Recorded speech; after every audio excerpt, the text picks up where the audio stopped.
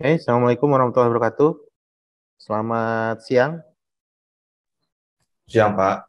Ya, Siang, Pak. Waalaikumsalam.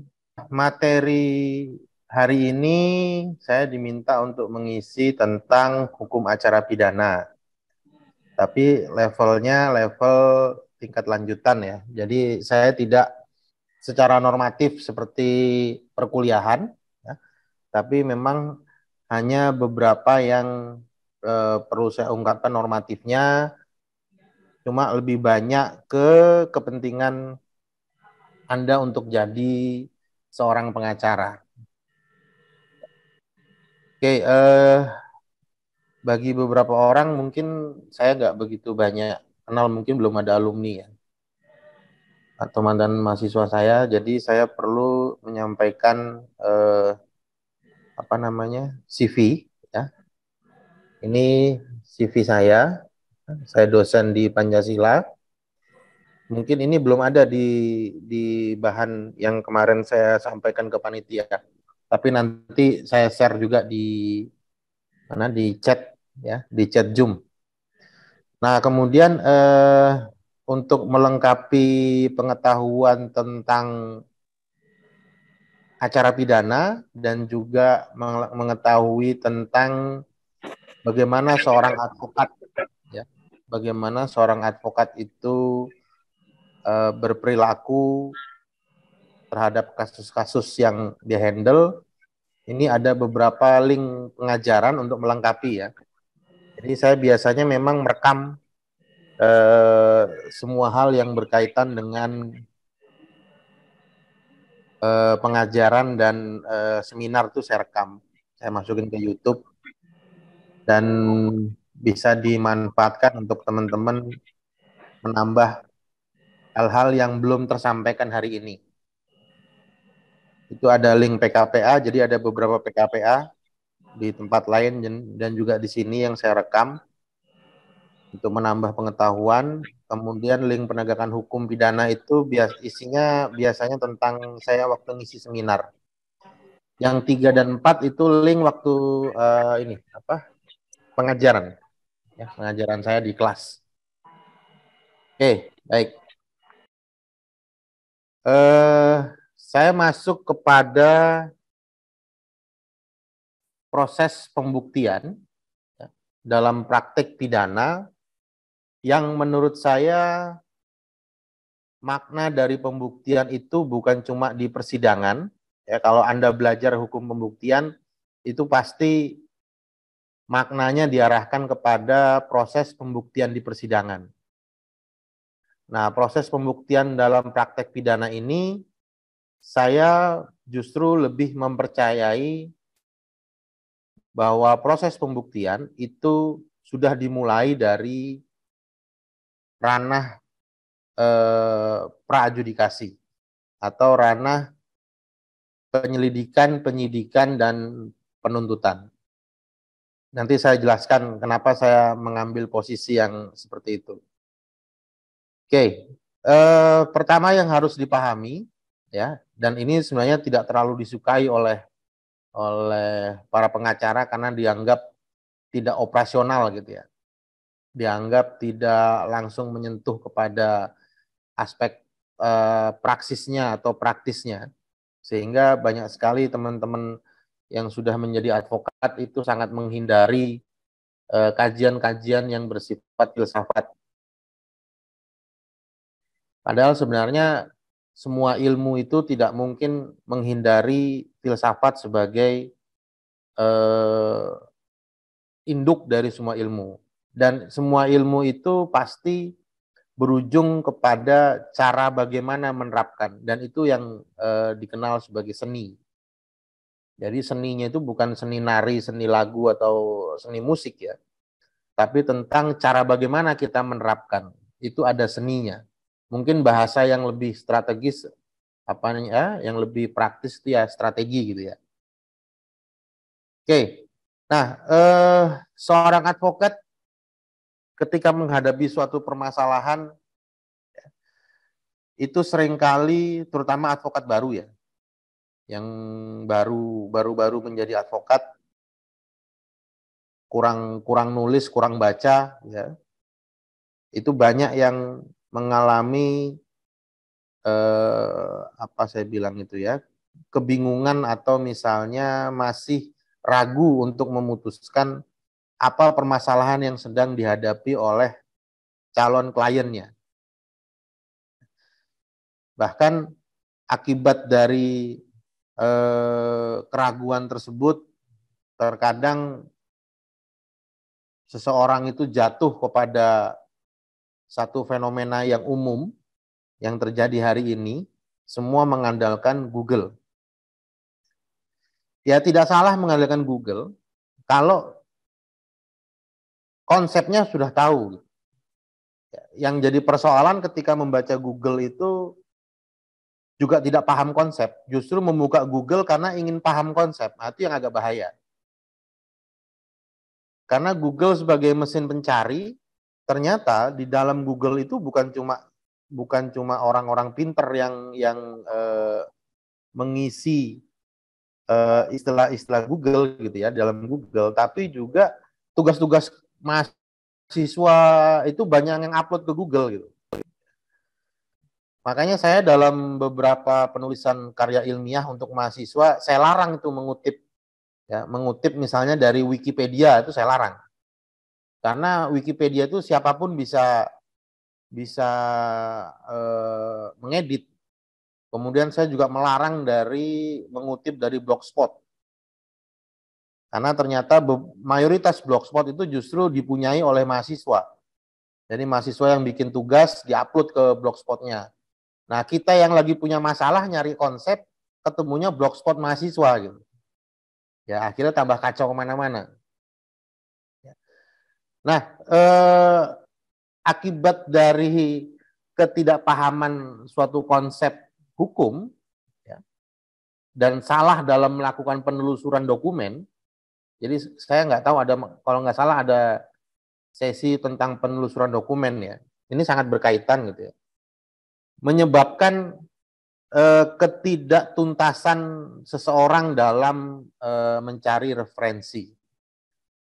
Akhirnya lebih banyak bertanya. Nggak salah kalau bertanya sih, memang nggak salah. Tapi konsep dasar jangan ditanya gitu. Misalnya, subjek hukum artinya apa sih? Nah, itu kan konsep dasar. Itu mata kuliah PIH itu di semester 1. Kalau Anda sudah jadi sarjana hukum, tapi nggak bisa membedakan mana naturalistic person, mana reh person, itu agak bahaya. Kemarin itu saya ngelihat ada satu gugatan di daerah Depok, ya, Pengadilan Negeri Depok, yang digugat itu PT, ya, PT-nya digugat, terus direkturnya digugat. Nah, ini kan kelihatan banget kalau tidak menguasai konsep subjek hukum. Padahal direktur itu sudah representasi dari suatu PT. Tapi ini direkturnya digugat, PT-nya digugat. Ya, ini yang udah gitu lawyernya dua-duanya MH lagi. Yang dua MH, yang satu MH-nya dari luar negeri, LLM. Ya, lumayan dapat bahan untuk ngajar, untuk menunjukkan bahwa biarpun Anda MH, gitu ya, kalau konsep dasar nggak paham, itu bisa jadi ketahuan itu. Nah, kemudian permasalahan antara advokat dengan praktek itu seringkali dikaburkan, ya, dengan satu adagium bahwa teori dan praktek itu berbeda. Tadi sudah saya kasih sampaikan contoh, ya, bagaimana seorang lawyer yang menggugat dengan membedakan antara PT dan direkturnya. Nah, ini juga menjadi persoalan dalam ranah praktek, seolah-olah ketika Anda berpraktek itu jangan terlalu berteori. Anda harus ingat, gitu ya, Anda nggak mungkin bisa jadi lawyer kalau nggak SH. Ya. Walaupun Anda hari ini duduk sebagai doktor misalnya, ada yang doktor di sini, tapi S1-nya bukan sarjana hukum, ya itu mau sampai botak, tumbuh lagi rambutnya, nggak akan jadi lawyer tuh. Karena teorinya lawyer itu ada di S1. Kemudian ini menjadi menarik juga ya mengenai perdebatan teori dan praktek. Kalau saya lebih kepada teori dan praktek itu harus sinambung, ya, harus ada kesesuaian. Kalaupun ada yang tidak cocok, biasanya bisa kita perbaiki. Entah teorinya yang kita perbaiki, kalau teorinya nggak cocok ke praktek, bisa prakteknya yang kita perbaiki. Tapi rata-rata orang praktek menyalahkan teori itu biasanya. Ya, karena lebih mudah menyalahkan yang abstrak dibanding menyalahkan yang konkret. Praktek ini kan konkret. Nanti saya akan buktikan ya di belakang bahwa salah besar orang kalau memisahkan teori dan praktek. Tadi di awal saya sudah katakan Anda nggak mungkin jadi nggak mungkin jadi lawyer kalau nggak lulus sarjana hukum. Nggak mungkin jadi jaksa kalau nggak jadi sarjana hukum. Nggak mungkin jadi hakim kalau nggak jadi sarjana hukum. Ya walaupun masih mungkin jadi penyidik ya, karena penyidik belum tentu sarjana hukum. Nah, apa sih yang diperdebatkan di dalam ranah praktek itu sebenarnya? Yang menjadi persimpangan, perdebatan, anomali antara teori dan praktek itu sebenarnya hanya satu, yaitu kekuasaan dan kewenangan. Hanya itu yang Anda pegang dalam ranah praktek. Teori yang sifatnya umum, ya, tapi ternyata menjadi spesifik dalam ranah praktek. Dan cilakanya, ya, orang pidana mengecualikan teori ini. Ada teori kekuasaan, ada teori kewenangan. Beberapa mengatakan konsep kekuasaan, konsep kewenangan. Di dalam KUHP itu ternyata nanti kalau Anda coba searching, ya, punya KUHP yang dalam bentuk Word gitu ya, Anda search gitu kata wewenang. Itu ada 43 kata wewenang dalam KUHP. Ya. Yang di pasal satunya nggak dijelaskan wewenang adalah gitu. Nah, kata wewenang itu hanya muncul di mata kuliah hukum administrasi negara. Jadi kita nggak mungkin bisa berpraktek kalau kita nggak paham apa yang disebut dengan wewenang dan kekuasaan. Siapa yang memiliki kewajiban dan siapa yang memiliki hak, itu adalah persoalan kewenangan. Ya.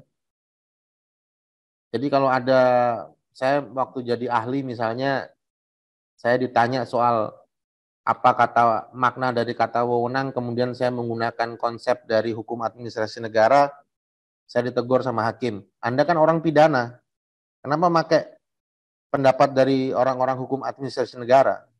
Saya katakan dalam hukum pidana, kurikulum ilmu hukum pidana tidak pernah mengajarkan konsep wewenang. Tapi itu diajarkan di hukum administrasi negara. Dan kalau saya nggak lulus hukum administrasi negara, saya nggak bisa jadi SH.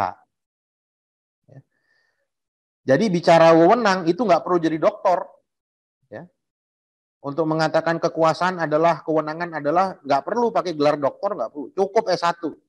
Karena itu ilmunya di S1. Nggak ada gunanya gelar doktor untuk berbicara soal ini. Makanya saya dulu praktek itu juga nggak pernah pakai gelar S2 saya, nggak pernah saya pakai itu dulu. Selalu gelar S1 yang saya pakai. Ya karena memang lawyer itu hanya butuh S1 kok. Nggak butuh S2 dia. Kecuali mau meningkatkan keilmuan baru naik ke S2.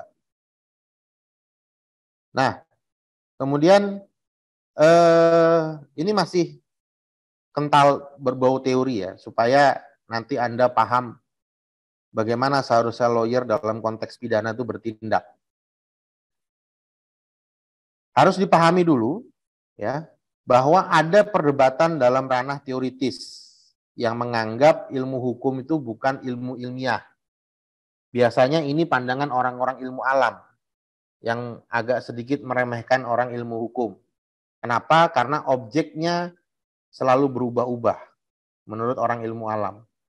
Tapi para guru besar kita melakukan pembelaan bahwa ilmu hukum itu adalah ilmu ilmiah karena objeknya itu konstan. Ya, objeknya pasti, hanya ada dua objeknya. Norma hukum dan fakta konkret. Karena objeknya adalah norma hukum, ya, dan fakta konkret, maka pijakan berdiri dalam ilmu hukum itu adalah argumentasi. Nah, nanti ada sesi bukan mata kuliah, mata pelajaran dalam PKPA argumentasi hukum. Ya, nah itu pijakan paling dasar bagi seorang sarjana hukum untuk mampu melakukan satu argumentasi. Ya, argumentasi itu bukan pendapat, argumentasi itu cara dalam membuat suatu pendapat. Nah, argumentasi itu untuk bisa masuk melakukan argumentasi, maka seorang advokat itu harus dapat menemukan makna selain makna normatif. Ya. Kenapa saya katakan selain makna normatif? Karena penafsiran hukum itu merupakan hak absolut dari penegak hukum. Itu bukan haknya dari pengacara, bukan haknya dari klien Anda, tapi hak absolut dari penegak hukum. Kenapa saya katakan hak absolut? Karena ketika penyidik sudah menetapkan Anda sebagai tersangka misalnya, itu nggak ada cara lain untuk bisa merubah pendapat itu, kecuali melalui pra-peradilan. Ya, yang kedua dengan cara menyogok tentunya, gitu ya. Tapi secara normatif melalui pra-peradilan. Gitu. Artinya yang berhak untuk mengatakan seorang itu menjadi status tersangka atau tidak tersangka itu hanya penyidik yang melakukan penafsiran ya, terhadap alat bukti yang sudah terkumpulkan sehingga dia bisa menetapkan siapa tersangkanya. Nah, kita sebagai advokat kalau hanya berpatokan kepada hal-hal yang sifatnya normatif, maka itu akan tertinggal 1-2 langkah oleh penegak hukum. Ya. Sehingga kita perlu belajar mengenai bagaimana kita bisa menemukan makna lain dari suatu hal yang sifatnya normatif. Contohnya seperti ini. Ya, ini suatu model penafsiran dekonstruksi yang diajarkan oleh Derrida. Ya, nanti bisa dipelajari Derrida itu ngomong apa aja. Misalnya gini ya, wilayah bebas korupsi. Menuju wilayah bebas korupsi. Kita bisa saja melakukan satu penafsiran dengan mengatakan misalnya ya, wilayah ini untuk bebas untuk korupsi.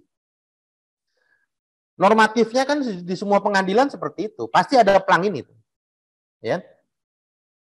Tapi korupsi kan juga ada di situ. Buktinya apa? Banyak kok hakim yang ketangkep. Baru-baru ini kan Hakim Agung tuh. Ya terlepas dia salah atau tidak salah ya. Tapi tampilan normatifnya tertangkap gitu. Kalau kita hanya percaya terhadap kalimat normatif ini, seolah-olah kita tuh naif gitu. Wah, ini wilayah bebas korupsi. Saya artinya tidak akan dimintain duit kalau masuk ke pengadilan. Ya memang hakimnya nggak minta, nggak lama paniteraan yang datang gitu, nyamperin. Umumnya seperti itu. Nah, kemudian apa yang kita bisa tangkap dari suatu gambar ini? Misalnya yang ini. Ya, saya mau mengartikan ini kan kalau normatifnya jangan nyogok nih, ya. Jangan nyuap normatifnya. Saya menemukan makna lain misalnya ya. Jangan cash. Ya, transfer aja, gitu kan? Atau ada gambar lain misalnya yang bisa saya lihat itu kan dolar tuh ya. Jangan dolar dong. Rupiah aja. Kalau dolar ribet saya pakai nukerin ke money changer dulu. Nah, ini kemampuan dalam menemukan makna. Nah, ini diajarkan yang ini jadi persoalan ya di beberapa kampus terutama S1 ya. Jarang sekali ada mata kuliah penemuan hukum dan penafsiran hukum. Kalau ada kampus yang sudah mengajarkan itu, ya itu bersyukurlah. Alhamdulillah sudah diajarkan. Tapi itu pun sangat minim. Ya. Model penafsiran hukum yang diajarkan di kampus-kampus biasanya mentok di 13 jenis. Sedangkan secara internasional itu ada 53 jenis penafsiran. Tapi di Indonesia itu baru diajarkan 13 jenis penafsiran.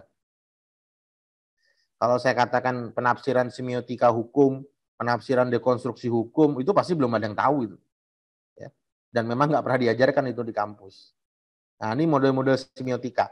Atau model semiotika hukum lainnya misalnya yang kita bisa ambil. Ya. Merah putih. Ya, semua tahu ya, merah itu berani, putih itu suci. Ini makna original dari bendera merah putih. Tapi apakah merah itu selalu berarti berani? Kalau kita lekatkan merah ke lampu merah, maka merah artinya stop, bukan lagi berani. Ya. Apakah putih selalu berarti suci ketika kita lekatkan makna putih kepada handuk yang ada di pertandingan tinju? Karena warna putih dalam pertandingan tinju atau pertandingan apapun, handuk itu artinya menyerah itu. Jadi makna itu kita bisa lihat apa konteksnya. Jangan pernah percaya dengan norma hukum yang sudah dibuat sekian puluh tahun. Anda harus bawa norma itu ke konteks hari itu dibuat. KUHP Belanda itu dibuat konteksnya adalah konteks hari itu dibuat. Sehingga ketika penerapannya juga mengacu kepada konteks hari itu, maka tidak operasional untuk hari ini. Nah, tapi ada juga makna-makna yang nggak bisa ditukar. Ini kan makna yang nggak bisa ditukar. Ada yang berani nggak merah putih ini ngomong artinya berhenti dan menyerah? Oh, bendera merah putih itu artinya berhenti dan menyerah. Makanya Indonesia nggak maju-maju. Ya. Kan nggak ada yang berani, karena memang itu sudah makna paten. Nah, di KUHP, Kitab Undang-Undang Hukum Acara Pidana, itu juga mengatur makna yang sudah bersifat tunggal. 184 ayat 2, itu dikatakan hal-hal yang bersifat umum tidak perlu dibuktikan. Itu makna tunggal sudah. Bahwa gula itu manis pasti. Nanti variasinya kan ada yang gula diabetes, gula ini. Tapi kan dia tetap makna tunggalnya adalah manis. Bahwa garam itu asin, iya. Ya. Walaupun nanti ada garam untuk orang yang punya penyakit gondokan gitu ya. Variasinya. Tapi makna tunggalnya adalah asin. Nah, sehingga kita perlu memahami mana makna yang bisa kita kembangkan dalam konteks peradilan misalnya, sebagai suatu cara untuk melakukan persuasi terhadap penegak hukum untuk kepentingan klien, atau memang ada makna yang kita nggak bisa pertukarkan. Yang kalau kita pertukarkan itu menjadi lucu gitu ya. Nah, ketika makna itu kita pertukarkan berdasarkan kepentingan, nanti jatuhnya malah kayak ada ini. Dan ini kejadian nyata nih. Ada advokat seperti ini, untungnya dia bukan mahasiswa saya gitu, untungnya. Tapi ngomong sama saya. Jadi peristiwanya seperti ini ya, pencurian pembantu. Dia bilang, advokatnya ngomong begini, ini kita gugat perdata, Wan Prestasi. Loh, kok Wan Prestasi saya tanya? Ya, karena waktu penyalurnya itu bilang begini, Pak, waktu menyalurkan pembantu ini rajin, baik, gitu kan? Nggak neko-neko. Ternyata nyuri, Pak. Kan Wan Prestasi, Pak, namanya. Kamu nih gimana sih kok begitu Wan Prestasi? Kalah dia kan? Kalah dia, ditolak gugatannya. Ternyata digugat lagi. Digugat lagi pakai apa? PMH. Perbuatan melawan hukum. Saya tanya, apa dasarnya kamu gugat pakai PMH? Ya mencuri itu kan perbuatan yang melawan hukum, Pak, gitu. Iya benar sih. Tapi itu kan makna keperdataan gitu ya. Kenapa mesti lari ke situ gitu? Nah, terakhir terbongkarlah kepentingannya dari pengacara ini. Ya kan kalau sudah gugat sekali, gugat 2 kali, kan berarti 2 kali dibayar, Pak. Oh, itu kepentingannya gitu. Tapi kan jadi lucu kedengarannya gitu. Padahal dia cukup sekali lapor aja tuh dengan masalah ini tindak pidana pencurian. Ya kan? Tapi untuk kepentingan ya tadi makna yang kemudian dikalahkan karena kepentingan itu memunculkan pemaknaan yang terlalu dipaksakan. Ya, saya nggak berharap nanti Anda begitu sih ya. Tapi memang ini ada dalam ranah praktek, ada seperti ini gitu. Nah, kemudian yang saya ingin angkat hari ini adalah terkait dengan pola pikir seperti itu, ya, memang ada persoalan, ya, baik dalam ranah praktek, ranah teoritis, ya, bahwa kita kesulitan untuk melacak sebenarnya dalam membuat suatu keputusan, ya, dalam membuat suatu keputusan dasarnya apa sih? Caranya keputusan itu muncul, bagaimana caranya? Nah, diagram seperti ini bukan untuk melemahkan Anda orang-orang praktek ya. Di kalangan dosen pun nggak ada yang bisa seperti ini. Sangat jarang orang yang bisa seperti ini. Tapi kalau ada yang bisa seperti ini, itu pasti biasanya orangnya nggak laku di praktek. Ya. Nah, paling tidak praktisi itu cukup sampai ke ranah penafsiran. Paling tidak itu, ya. Itu yang harus dikuasai bagi kalangan praktisi, sehingga dia punya instrumen argumentasi untuk berdialektika di pengadilan. Oke, nah dalam hal mengajukan pendapat untuk kepentingan klien, ya ini sebenarnya kalimat umum ya, tapi harus dibawa ke ranah pidana, ya. Maka dasarnya hanya satu. Ya, ini harus dipegang kuat-kuat. Ya. Teknik berargumentasi itu hanya ini dasarnya orang hukum. Ya. Undang-undang, kebiasaan, jurisprudensi, doktrin, dan perjanjian. Ya, biasanya kalau orang pidana cukup sampai ke nomor 4. Tapi kalau yang nanti mau megang perkara perdata, itu pasti sampai ke nomor 5. Ini dasar dalam melakukan argumentasi. Dan ini kan sebenarnya mata kuliah PIH nih waktu S1. Coba diingat-ingat. Ada sumber hukum formil, ada sumber hukum material, gitu kan. Nah, sumber hukum materialnya itu ketaatan masyarakat dan kesadaran hukum masyarakat. Itu sumber hukum material. Tapi nanti sumber hukum formilnya seperti ini. Ya. Hampir semua yang terjadi dalam ranah praktek itu rata-rata bermasalah dengan mata kuliah PIH. Hampir rata-rata begitu. Selalu bermasalah dengan mata kuliah PIH. Kayak tadi saya katakan subjek hukum, ya, yang ada pengacara menggugat, perusahaannya digugat, direkturnya digugat, itu juga mata kuliah PIH. Ya. Nah, kemudian yang menjadikan sumber hukum formil ini menjadi bias subjektivitas adalah level kepentingan. Ya. Level kepentingan itu menjadikan pendapat kita bisa ditarik kemanapun kita mau. Jadi jangan heran kalau nanti Anda melihat satu persoalan, ada ahli hukum yang mengatakan A, ada ahli hukum yang mengatakan B. Gitu ya. Sehingga muncul stigma, oh ini bukan ahli nih, ini bukan ahli hukum, ini ahli bersaksi, gitu. Ya, karena tergantung lawyer mau mintanya apa, dia cari teorinya, ya, cari legitimasinya untuk bisa membenarkan kepentingannya. Itu udah level eksistensialis ya, yang memunculkan bias subjektivitas. Oke, kemudian cara pandang. Agak banyak nih soal teori. Ya. Secara singkat saya ingin mengatakan begini.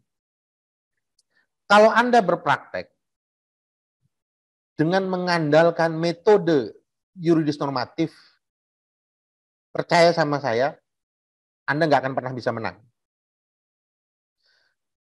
Tadi saya katakan penafsiran terhadap norma itu hak absolut dari penegak hukum. Semua buku ajar yang mengatakan yang memuat tema penemuan hukum, pasti fokus dari penemuan hukum adalah penegak hukum.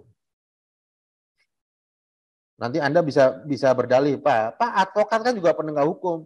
Menurut undang-undangnya iya. Secara teori memang advokat juga penegak hukum. Tapi secara modul pengajaran, saya tuh ketemu modul pengajarannya penyidik di Polri, modul pengajaran tahun 2020, bisa di-download. ketika mereka berbicara tentang sistem peradilan pidana, advokat nggak ada di situ. Nggak diajarkan tuh. Advokat sebagai bagian dari sistem peradilan pidana. Saya ketemu modul Diklat Pendidikan Penuntut Umum 2019, saya punya juga. Nggak ada kata advokat di situ di dalam sistem peradilan pidana menurut kejaksaan. Jadi advokat itu memang penegak hukum menurut undang-undang, tapi tidak menurut yang lain. Artinya tidak menurut penyidik, tidak menurut jaksa. Jadi wajar kalau kemudian pada berantem gitu. Ngotot-ngototan, karena memang secara institusi mereka tidak mau mengakui itu advokat sebagai penegak hukum, walaupun undang-undangnya seperti itu. Nah, artinya kalau Anda hanya berbasis yudis normatif, Anda nggak akan mampu untuk membantah apa yang disampaikan oleh penegak hukum dalam persidangan. Contoh misalnya, poligraf, lie detector. Ya, pada tahu ya, poligraf lie detector ya, yang kemarin sempat ramai digunakan untuk mengatakan Sambo dan PC itu berbohong. Nah, saya dari 2016 sudah pernah membantah itu sebagai alat bukti ketika digunakan di Polres Balerang, Batam. Dikatakan bahwa ini tersangka terbukti berbohong, dasarnya adalah poligraf. Kalau normatif maka saya akan kalah dengan perkapnya Kapolri yang mengatakan poligraf adalah alat bukti. Walaupun di 184 nggak ada tuh poligraf. Ya. Tapi Kapolri pernah mengeluarkan perkap dan menyatakan poligraf adalah salah satu alat bukti. Nah, saya harus bisa bantah itu. Saya katakan kepada penyidiknya, apa syarat minimal dari penggunaan poligraf? Dia katakan, satu, pertama, menurut ahli psikologi, orangnya tidak boleh stres. Dua, tidurnya cukup. Tiga, makannya cukup. Ya, sampai tiga saya stop. Stop, Pak. Ini orang ditahan atau nggak ditahan? Ditahan, Pak. Kalau dia ditahan, ada nggak jaminan dia nggak stres? Kalau dia ditahan. Kedua, status sosialnya orang ini apa? Pejabat, kalau pejabat mungkin iya nggak stres. Dia bisa mendatangkan fasilitas ke ruangannya dia ditahan. Enggak, yang ditahan ini, sorry saya lupa, supir dari kejaksaan. Jadi supir mobil tahanan itu kan ada supirnya tuh. Nah, supir itu yang lagi ditahan. Berarti kan status sosialnya rendah. Kalau dia status sosialnya rendah, mungkin nggak dia nggak stres di dalam? Cukup nggak makannya? Karena begitu tiga itu terbukti, maka poligraf itu diragukan sebagai scientific evidence. Nah, itu kan pengetahuan yang tidak normatif itu. Saya ambil itu dari ilmu psikologi. Ya, saya gunakan itu dari ilmu psikologi untuk membantah apa yang disampaikan oleh penyidik. Nah, sehingga pengetahuan tentang normatif, pengetahuan tentang empiris itu harus setidak-tidaknya ya, saya nggak bilang komprehensif, setidak-tidaknya kita mengenal itu. Ya. Untuk bisa mengatakan misalnya korupsi aja. Korupsi itu sudah menjadi delik material. Maka alat buktinya harus perhitungan kerugian negara. Karena dia delik material tuh. Tapi kemudian polisi menyampaikan perhitungan kerugian negara dengan sendiri, perhitungan dengan sendiri. Karena ini 50 juta, di bawah 50 juta kita bisa menghitung sendiri. Nah, kalau kita tanyakan, Anda punya kemampuan nggak dalam bidang akuntansi untuk menghitung kerugian negara? Kalau nggak punya, ya nggak bisa. Orang bukan kompetensinya. Nah, itu kan harus dibantah itu. Nah, sehingga Anda harus punya yang saya sebut sebagai kemampuan intersubjektivitas. Menggabungkan antara kemampuan normatif dengan kemampuan empiris. Harus punya. Nah, bagaimana cara punyanya? Banyak-banyak latihan, banyak-banyak megang perkara. Itu persoalannya sekarang. Kalau lawyer-lawyer baru kan biasanya nggak disuruh megang perkara itu. Yang ada disuruh megang gelas kopi itu biasanya. Sama disuruh fotokopi. Itu persoalan untuk advokat-advokat baru. Oke, nah, apa dasarnya saya mengatakan itu? Bukan karena dunia praktek, saya mengatakan, walaupun saya pernah terjun praktek ya, 2007 sampai 2014. Waktu saya ngambil S3 2014, saya langsung berhenti praktek. Berhenti praktek dalam arti tidak menerima kasus baru. Saya hanya menyelesaikan kasus yang sudah ada. Sebagai kewajiban etik dari seorang pengacara, saya menyelesaikan kasus yang sudah ada. Nah, apa dasarnya saya ngomong dari awal itu? Dasarnya itu ini, ya. Ini adalah ungkapan dari Prof. Suryono Sukanto. Dia mengatakan penegakan hukum adalah upaya menyerasikan nilai-nilai yang terjabarkan dalam kaidah atau norma. Jadi di dalam pasal itu ada nilai yang tidak tertuang. Tujuan kita itu adalah mencari itu, mencari makna itu. Dan mengejawantahkan dalam sikap tindak sebagai penjabaran tahap akhir melalui diskresi. Orang pidana disuruh ngomong diskresi salah semua. Karena ilmunya ada di HAN. Mereka nggak balik lagi ke ilmu S1. Diskresi aparat penegak hukum. Nah, apa yang dimaksud sini? Ya. Upaya menyelesaikan nilai itu sebenarnya adalah upaya melakukan penemuan hukum melalui penafsiran. Setiap pasal harus ditafsirkan. Kalau Anda melihat pasal penjelasannya cukup jelas, itu enggak, pasti ada penafsiran lain. Tergantung bagaimana sikap penegak hukum waktu membaca pasal itu.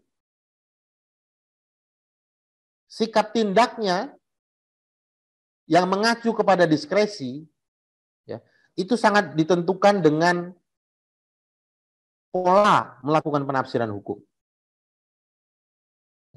Yang jadi persoalan kemudian penemuan hukum ini, ya, yang ketiga ini pendapatnya J.A. Pontir. Judul bukunya Penafsiran Hukum yang menerjemahkan Prof. Denat Ariswidata. J.A. Pontir bilang penemuan hukum merupakan tindakan otoritas publik yang dapat dipaksakan melalui kekuasaan dan kekerasan. Kalau Anda 2 kali dipanggil, ya, sebagai saksi misalnya, 2 kali dipanggil, Anda nggak datang, maka berlakulah kekuasaan dan kekerasan. Anda dibawa paksa. Ya, kalau di gua kan begitu ya. 2 kali nggak dipanggil, nggak datang, maka keluarlah surat membawa. Untuk bisa dibawa, dipaksa, ditarik paksa, untuk bisa diperiksa. Nah, bisa nggak kita ngelawan itu? Jangan dong, jangan ditarik. Nggak bisa. Karena itu hak absolutnya mereka. Untuk menggunakan kekuasaan dan kekerasan. Ya. Supaya apa? Supaya mereka bisa melakukan penafsiran hukum. Nah, sehingga penting bagi kita untuk bisa mengetahui, ya, fungsi kekuasaan ini dihadapkan kepada pemahaman kita atas 3 hal, yaitu kekuasaan, kewenangan, diskresi. Ya. Contoh penggunaannya di mana? Gitu. Contoh penggunaannya. Ini orang yang bilang ini praktek, ini teori. Gini, saya buktikan sekarang. Misalnya begini. Saya dapat klien atau calon klien, gitu ya, yang mengadu bahwa dia sedang diperiksa oleh penyidik. Anggaplah misalnya Polda lah paling gampang, gitu ya. Maka pertanyaan kita hanya satu. Yang Anda diperiksa dalam proses apa? Penyelidikan atau penyidikan? Kalau dia bilang penyelidikan, oh kalau penyelidikan berarti kita kembali nih ke konsep pasal 1 angka 1 KUHP. Ya. Penyelidikan itu hanya mencari peristiwa yang diduga sebagai tindak pidana. Itu penyelidikan. Dia baru mencari. Artinya apa? Masih bisa kita goyang bahwa peristiwa ini bukan peristiwa pidana, ini peristiwa perdata. Kemana kita menggoyangnya? Ya ke penyidiknya. Karena itu masih full hak dari penyidik. Tapi berbeda dengan ketika kita tanya, Anda diperiksa di ranah mana? Sudah penyidikan. Nah, kalau penyidikan tanya lagi, sudah keluar SPDP belum? Surat pemberitahuan dimulainya penyidikan. Sudah. Nah, kalau sudah keluar SPDP, Berarti siapa yang tahu lagi? Jaksa sudah tahu perkara ini. Di mana kewenangannya jaksa? Kewenangannya jaksa nanti ketika mau P21 dia akan keluar P19 untuk memberikan petunjuk. Sehingga kalau jaksanya sudah masuk angin, petunjuknya suka aneh-aneh itu. Sangat bisa dikunci di situ. Ini semua permainan kewenangan, permainan teori. Yang harus Anda sadari bahwa ini semua basisnya teori kewenangan. Nggak ada tuh misalnya, ya ini karena keahlian saya dalam melobi jaksa. Loh iya, kita melobi jaksa karena kita tahu dia punya kewenangan P19. Dia punya kewenangan untuk P21. Karena kita tahu itu. Jadi bukan karena keahlian gitu. Keahlian tuh nanti kemampuan berkomunikasi. Atau urat malunya sudah putus. Antara dua dah gitu ya. Kalau nggak komunikasinya bagus, urat malunya putus gitu kan. Kalau saya belum berani tuh ngomong kayak gitu di kejaksaan tuh. Oke, nah kemudian kita lihat konsep penyidikan. Kalau di kampus ini cuma dihafal doang. Apa yang disebut dengan penyidikan? Penyidikan adalah serangkaian tindakan penyidik dalam hal dan menurut cara yang diatur dalam undang-undang ini untuk mencari serta mengumpulkan bukti yang dengan bukti itu membuat terang tentang tindak pidana yang terjadi dan guna menemukan tersangkanya. Itu cuma dihafal di S1. Pelajaran klasika seperti itu. Nah, saya di S1 mencoba menerapkan, ini jangan kamu hafal. Ya oke lah, hafal oke. Tapi cari maknanya apa. Apa itu serangkaian tindakan penyidik? Apa serangkaian tindakan? Pikiran kita langsung ke pasal 7 ayat 1 KUHP. Apa isinya? Wewenang penyidik. Dia bisa melakukan apapun di situ, dijelaskan di situ. Wewenangnya menangkap, membawa, dan segala macamnya. Sampai huruf H kalau nggak salah. Banyak. Dan serangkaian tindakan ini masuknya ke pasal 7 ayat 1 KUHP. Kemudian apa lagi? Nah, penyidik itu ngapain dalam proses penyidikan? Dua dia tugas utamanya, mencari dan mengumpulkan bukti. Kalau saya tanya ke mahasiswa S1, kenapa KUHP menggunakan kata bukti? Ya, kepikir nggak di situ? Kenapa nggak alat bukti? Ya. Kenapa nggak alat bukti? Karena KUHP juga mengenal barang bukti. Ya kan?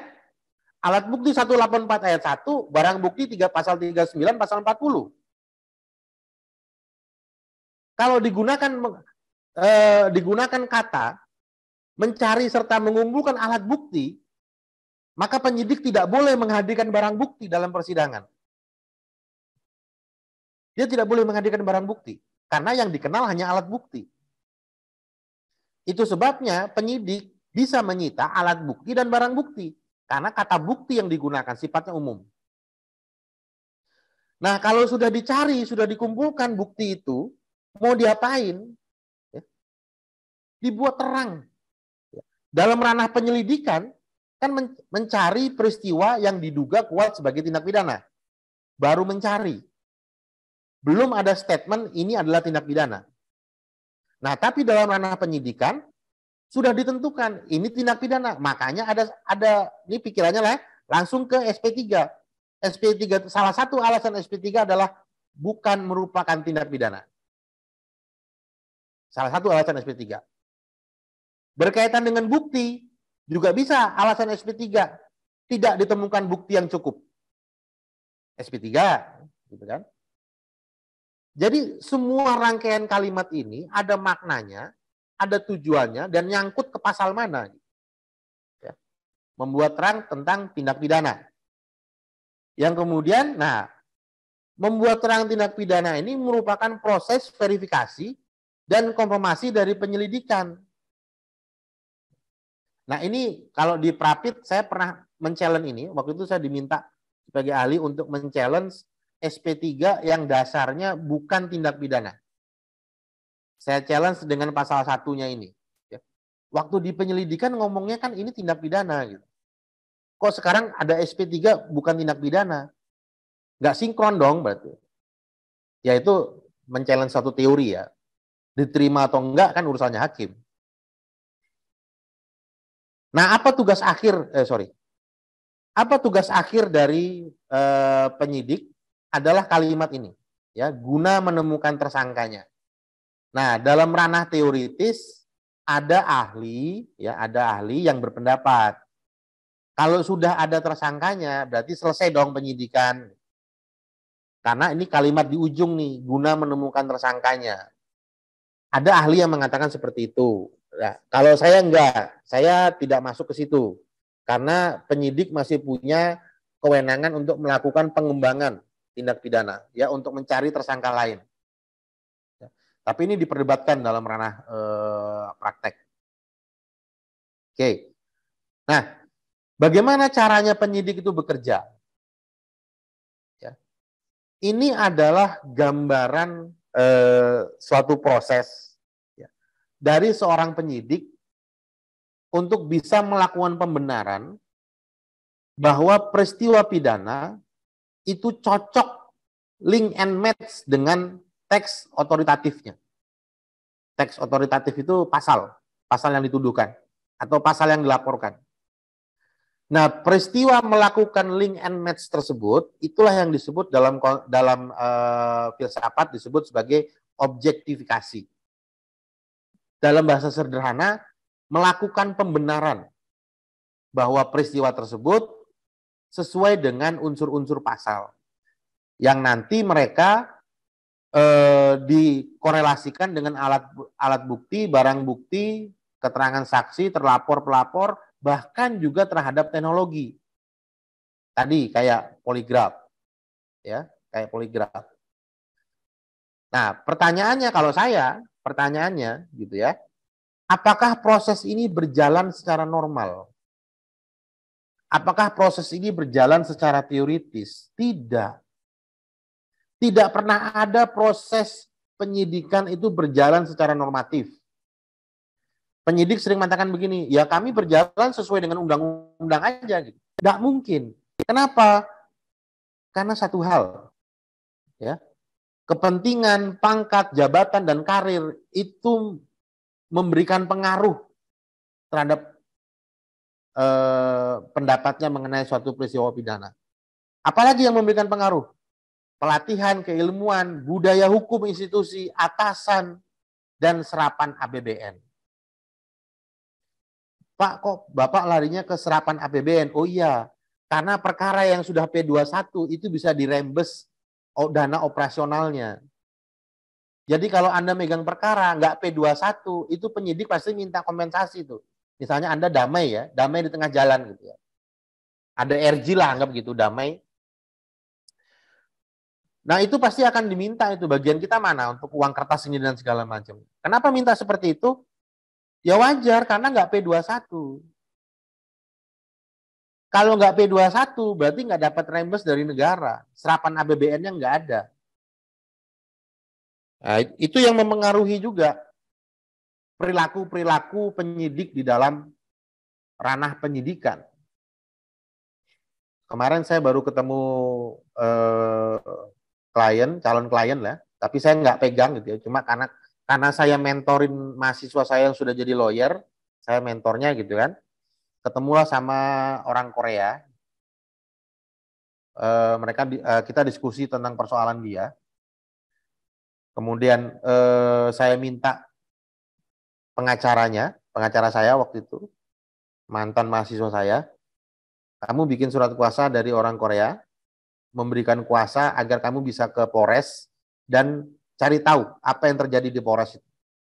Sehingga ini orang Korea mau diperiksa. Nah, ketika mahasiswa saya yang lawyer itu sudah nyampe ke Polres, kebetulan dia punya teman di situ, dia ngobrol ya dengan penyidiknya. Ya, salah satu yang diobrolkan adalah bisa nggak ini disampingkan. Penyidiknya bilang, nggak bisa Pak, ini permintaan atasan. Bayangkan itu. Untung nggak direkam sama teman saya gitu ya. Tapi penyidiknya ngomong, ini permintaan atasan. Karena sudah jadi atensi. Jadi perilaku penyidik di praktek itu atasan memberikan sumbangsih terhadap perilaku-perilaku yang ya kalau secara teoritis disebut menyimpang gitu ya. Tapi secara praktek enggak. Nah, Anda harus berkutat di sini nih. Saya nggak menyarankan untuk bertindak negatif ya, tapi inilah gambaran di praktek seperti ini. Ketika dia memproduksi suatu pendapat, itu unsur yang mempengaruhi banyak. Kalau kasus ini sukses, maka terbayang dalam pikiran dia, karirnya paling nggak cemerlang, ya, jabatannya bisa naik, dan banyak itu, terutama misalnya di daerah Pangkal Pinang ya, Bangka Belitung, itu sudah jadi pandangan umum kalau banyak sekali kasus korupsi di situ. Dan penyidiknya selalu dari kejaksaan. Rupanya teman-teman teman-teman lawyer di sana mengatakan kalau bisa nanganin kasus korupsi di sini pasti bintangnya cemerlang, nggak lama naik jabatan. Itu pengaruh itu, dan itu harus Anda harus menemukan cara untuk mewaspadai itu. Oke. Nah, saya rasa ini nggak perlu saya jelaskan detail ya, karena ini S1 sebenarnya ya. Tahapan-tahapan ini, cuma yang paling penting saya ingin katakan begini. Setiap keputusan penyidik, ketika dia ingin mengambil keputusan, baik dari ranah penyelidikan mau naik ke penyidikan, dari penyidikan mau menetapkan tersangka, ataupun mau melakukan SP3, itu selalu melewati GP, gelar perkara. Ya, sehingga Anda harus teliti dan jeli, lihat surat-suratnya penyidik itu. Waktu menetapkan jadi tersangka, dilihat di konsiderannya. Ada nggak proses gelar perkara? Itu perlu ditanyakan. Ya. Karena itu kalau nggak ada, menjadi bahan untuk melakukan pra-peradilan. Kalau suatu penetapan tersangka itu dilalui tanpa adanya gelar perkara, karena gelar perkara itu perintah dari Perkap 6 2019, ya, mengacu kepada asas diferensiasi fungsional, kan saya tetap balik lagi kan ke teori, mengacu kepada asas diferensiasi fungsional, kan? Artinya apa? Penyidik tetap tunduk, wajib tunduk selain kepada KUHP juga kepada peraturan internal. Jadi ketika aturan internal ada yang dilanggar, maka dia bisa dijadikan objek untuk melakukan pra-peradilan. Nanti saya bahas pra-peradilan, kenapa itu bisa dijadikan objek. Oke, nah upaya hukumnya sekarang, pra-peradilan. Ya, pra-peradilan itu objek dasarnya pasal 77 KUHP. Ya, antara lain objeknya adalah penangkapan, penahanan, ganti rugi, rehabilitasi. Ya. Sama satu lagi saya lupa ini, apa namanya? Penghentian perkara. Ya, lupa masuk. Kemudian muncul lagi putusan MK 21. Ya, putusan MK 21 ini objeknya diperluas ya. Pasal 77 diperluas, penetapan tersangka, penggeledahan sama penyitaan. Diperluas. Jadi harusnya 8 ya. Ini cuma 7, kurang satu lagi di sini yang 8 itu SP3. SP3 bisa kita perapit soalnya. Nah, semenjak munculnya putusan MK 21, Mahkamah Agung mengeluarkan Perma 4 2016 ya, terhadap pasal 77. Apa dikatakan Perma 2016? Perma 4 2016, proses pemeriksaan di pra-peradilan hanya berkaitan dengan aspek formil. Itu isi Perma dari Mahkamah Agung. Nah, kemudian apa konsep yang kita perdebatkan? Konsep yang kita perdebatkan tuh hanya ini, sah atau tidaknya. Ya. Sah atau tidaknya penangkapan, sah atau tidaknya penahanan, ya kecuali ganti rugi dan rehabilitasi, karena ini permohonan hak. Ya. Yang kelima, sah tidaknya penetapan tersangka, sah tidaknya penggeledahan, sah atau tidaknya penyitaan. Karena permintaannya adalah sah atau tidaknya, maka Perma ini mengembalikan kepada fungsi administratif. Ya. Sah atau tidaknya itu dalam konteks hukum, itu artinya ada nggak surat-suratnya. Karena KUHP memang dari awal, acuan KUHP adalah HIR. Waktu di HIR, zaman Belanda, polisi mau nangkap, mau nahan, itu nggak pakai surat. Tangkap aja, tahan aja. Ya. Itu sebabnya KUHP sangat administratif. Karena apa? Acuannya adalah HIR. Dia melihat ke belakang.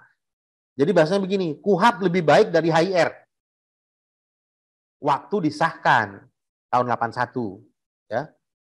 Karena apa? Tadi HIR itu nggak pakai surat-surat, tapi KUHAP pakai surat-surat.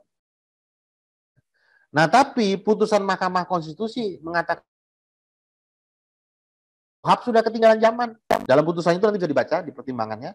Kenapa? Karena harusnya kalau memeriksa, ya, itu dasarnya adalah prinsip kehati-hatian. Dasar dari memeriksa itu prinsip kehati-hatian. Ya. Nah, prinsip kehati-hatian ini substantif prosedural. Oke pakai surat, ya, ada suratnya, setiap bertindak ada suratnya, tapi substansinya dari persoalan administrasi tersebut tidak boleh melanggar HAM. Nah, yang paling sering kan begini, kalau teman-teman perhatikan tuh, misalnya surat panggilan, surat penahanan, coba perhatikan tanggalnya. Ada yang merhatiin gitu nggak? Atau ada yang pernah praktek nggak? Udah. Perhatikan tanggal suratnya. Itu hampir semua selalu tulisan tangan tuh. Nggak ada yang hasil ketikan. Tanggal suratnya, nomor suratnya, itu semua tulisan tangan. Nah, sekarang Anda bayangkan, gitu ya, Anda melakukan imajinasi nih, orang hukum itu kurang berimajinasi. Anda berimajinasi sekarang, kalau saya ditangkap hari ini, kemudian surat, nomor surat, dan tanggal surat itu tulis tangan, maka bisa ditulis kapan saja. Kalau itu ditulis kapan saja, saat Anda gugat Prapit, yakin Anda kalah. Karena Perma 4 2016 hanya mengatakan aspek formil saja yang diperiksa. Logonya penyidik itu kan bisa gini, dalam KUHAP dikatakan penyidik boleh melakukan pemeriksaan di tempat. Nah, waktu 2012 saya pegang perkara, waktu masih lawyer ya, di Jakarta Barat. Yang saya periksa waktu itu, saya tanyakan sebagai saksi adalah ketua RT. Kasus narkotika. Saya tanya, Pak RT, Bapak diperiksa di mana? Di rumah. Oh, di rumah. Penyidik datang ke rumah dong. Datang, Pak. Penyidik datang bawa apa? Bawa tas. Apa isinya? Laptop. Terus bawa apa lagi? Bawa kertas buat ngeprint. Berarti bawa printer dong. Bawa Pak, bawa printer. Waktu di print sudah ada logonya enggak? Sudah ada pakai logo Pak waktu di print. Coba bayangkan tuh. Penyidik bisa ngeprint surat kapanpun, dimanapun. Jadi kalau pikiran Anda itu ketika menggugat Prapit itu adalah yuridis normatif, berbasis kepada norma saja, maka Anda nggak bisa membantah itu. Karena nomor surat itu ketika melakukan penyidikan, sudah diminta range untuk 10 nomor ke depan. Kita break dulu sebentar ya. Ajan soalnya ya. Oke, Pak.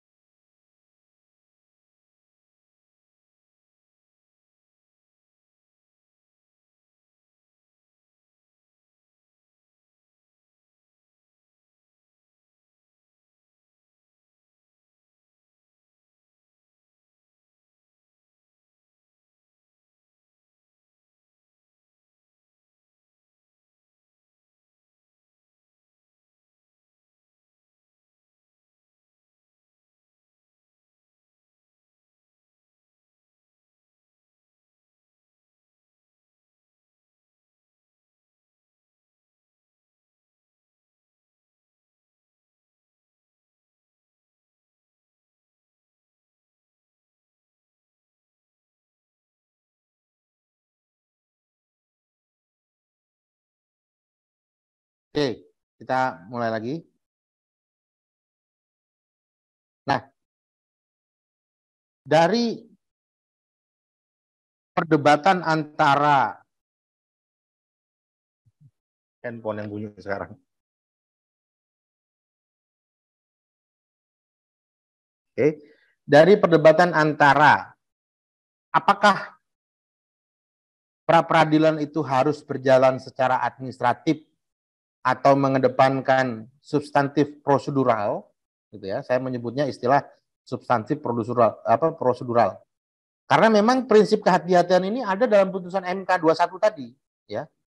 Dikatakan oleh Mahkamah Konstitusi, penyidik dalam melakukan penyidikan, dalam melakukan proses penyidikan harus berdasarkan prinsip kehati-hatian. Jika melanggar prinsip kehati-hatian, walaupun secara limitasi dibatasi oleh pasal 77, maka merupakan objek pra-peradilan. Itu jelas kalimatnya seperti itu dalam putusan MK. Ya. Nah, karena MK mengatakan seperti itu, terjadi di praktek, ya, beberapa persoalan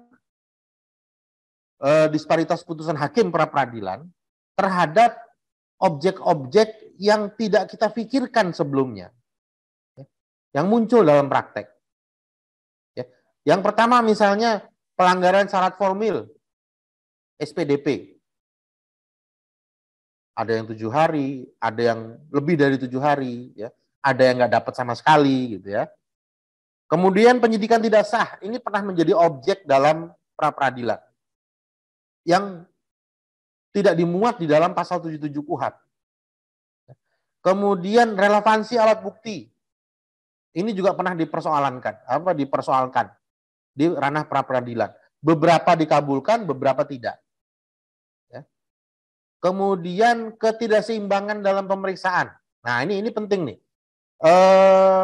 Tersangka atau orang yang diperiksa itu baru boleh punya hak menghadirkan saksi yang meringankan, menghadirkan ahli yang meringankan jika sudah dalam status tersangka.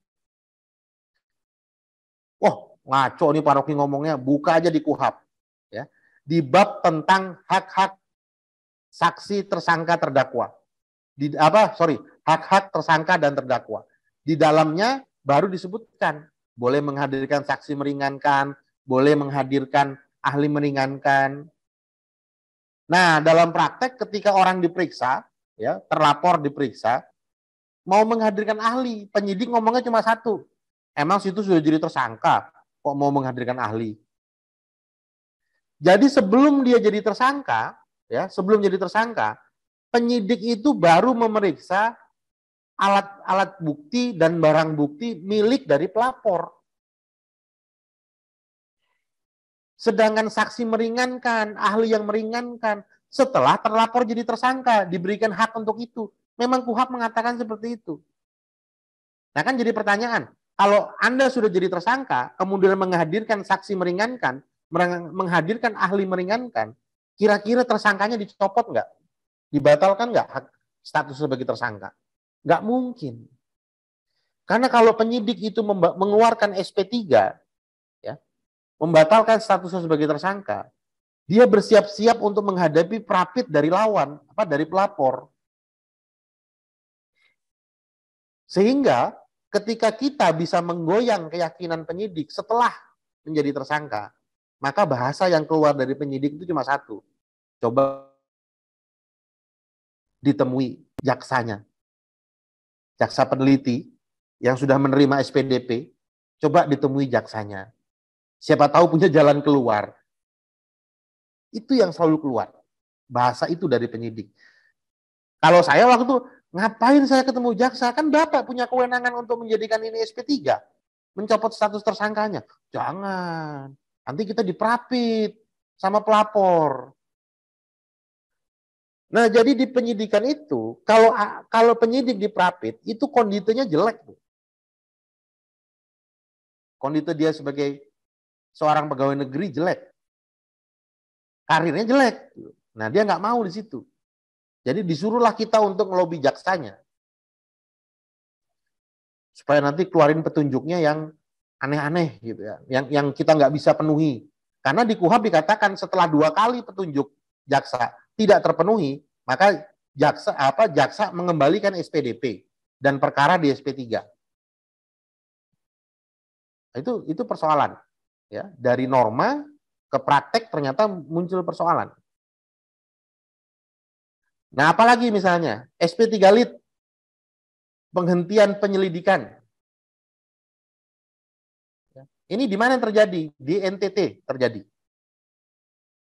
Saya pikir tadinya perkara ini mungkin yang gugat Prapit untuk SP3 Lit di ranah penyelidikan ini pasti orang berduit nih. Ternyata enggak. Ternyata yang gugat itu LSM. Ya. LSM anti korupsi yang gugat. Supaya perkara korupsinya dilanjutkan. Nah, saya baca logikanya apa nih? Nah, logikanya dia menggunakan Yaya Rahab. Penyidikan tidak mungkin bisa berjalan tanpa penyelidikan. Itu artinya penyelidikan merupakan satu bagian dengan penyidikan. Sehingga penyelidikan pun bisa digugat gitu. Itu pendapatnya Yaya Rahab. Udah, oh ya masuk akal pendapatnya gitu. Dan bisa diuji lagi nanti, ya kan? Kemudian cacat formil dalam tindak pidana administrasi. Nah, ini pernah digugat di Pengadilan Negeri Jakarta Pusat. Perkara tindak pidana asuransi. Ya.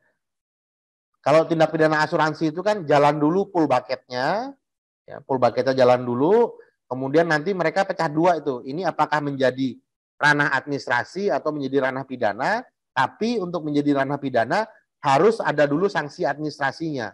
Kalau sanksi administrasinya tidak berjalan, baru masuk pidana. Nah, di Pengadilan Jakarta Pusat, itu yang terjadi adalah sudah ada sanksi administrasi, si terlapor sedang memenuhi sanksi tersebut, tahu-tahu masuk pidana. Nah, itu digugat Prapit di PN Pusat. Ya. Dan hakimnya setuju bahwa itu cacat formil. Akhirnya dibatalkanlah tindak pidananya. Penyidikannya dinyatakan tidak sah. Oke. Nah, kemudian pembuktian dalam proses persidangan. Secara normatif Anda bisa baca ya di dalam KUHP. Nah, saya coba tampilkan hal yang tidak ada di KUHP misalnya. Atau untuk kepentingan praktek. Nah, ini merupakan perintah dari pasal 73 KUHP, 72 KUHP, dan pasal 143 ayat 4 KUHP. Ya. Bahwa kalau 72-nya, seorang tersangka berhak untuk memperoleh salinan dari berita acara pemeriksaan tersangka. Ya, itu berhak. Nah, 143 ayat 4 mengatakan, penuntut umum yang melimpahkan perkara wajib secara bersamaan menyerahkan salinan berkas perkara secara bersamaan ya, menyerahkan salinan berkas perkara kepada tersangka atau terdakwa atau kuasa hukumnya. Nah, pasal 72 dan 143 ayat 4 itu saya pernah bikin tulisan artikel. Ya, saya bikin penelitian. Saya tanya kepada para pengacara, apa alasan penyidik atau jaksa yang menolak memberikan berkas perkara? Menurut mereka, penyidik dan jaksa selalu mengatakan berkas perkara itu dokumen negara, sehingga sifatnya rahasia. Padahal pasalnya ada, pasal 72 dan 143 ayat 4. Nah, jadi kalau Anda bersih tegang dengan penyidik, bersih tegang dengan jaksa, yakin pasti nggak dapat berkas perkara. Padahal berkas perkara itu penting untuk kita peroleh. Gunanya apa? Gunanya kepentingan pembelaan. Itu guna berkas perkara itu. Sehingga sebelum dakwaan dibacakan, kita sudah tahu bahwa kemana arah dakwaan ini. Nah, tapi dalam praktek, kalau Anda advokat yang bersih tegang, jangan harap dapat. Tapi kalau dalam praktek Anda punya komunikasi yang baik, gitu ya, menuruti semua kemauan penyidik, menuruti semua kemauan jaksa, oh dapat. Berkas perkara itu dengan gampang difotokopikan sama mereka tuh. Paling kita bayar fotokopinya aja. Tapi kalau nggak dapat, nanti kita mintanya di pengadilan, minta sama hakim.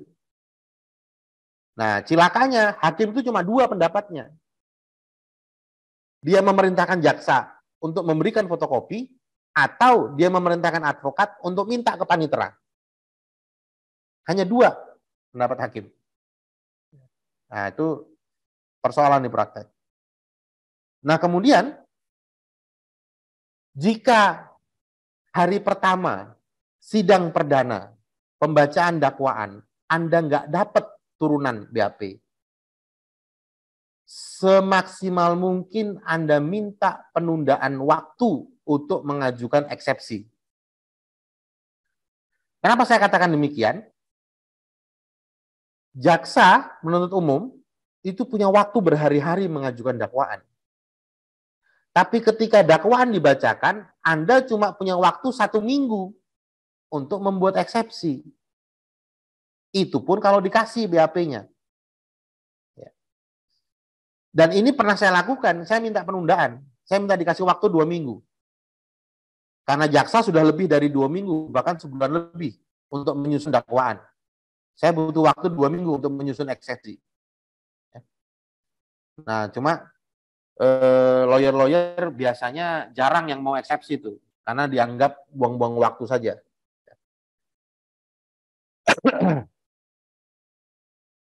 Oke, kemudian yang ketiga. Perluas wawasan melampaui BAP dan kuasai ilmu hukum selain hukum pidana. Apa ini arahnya? Arahnya tadi, ya, yang awal saya katakan, kalau Anda cuma menguasai normatif, maka Anda kekurangan bahan untuk melakukan argumentasi. Kemudian, jika semenjak awal penyidikan, ini juga pernah saya lakukan, ini perkara di Tarutung waktu itu. Ya, perkara di Tarutung, saya dari awal sudah merasa disepelekan oleh ketua majelis. Ya. Ketua majelis sudah mulai tidak seimbang. Tapi waktu itu perkara perdata ya, bukan perkara pidana. Ya. Memberikan, jadi kalau gini, penggugat diberi kesempatan 2 kali, saya cuma sekali. Nah, waktu itu saya langsung lapor bikin pengaduan ke Bawas. Saya nggak mau bikin pengaduan ke KY, percuma. Sebenarnya percuma. Lebih punya gigi Bawas gitu, dibanding KY. Jadi saya bikin laporan ke Bawas, saya ceritakan kronologisnya dan segala macamnya. Nggak nyampe seminggu, ketua majelisnya dicopot, diganti. Ya, dan dimutasi, dipindah.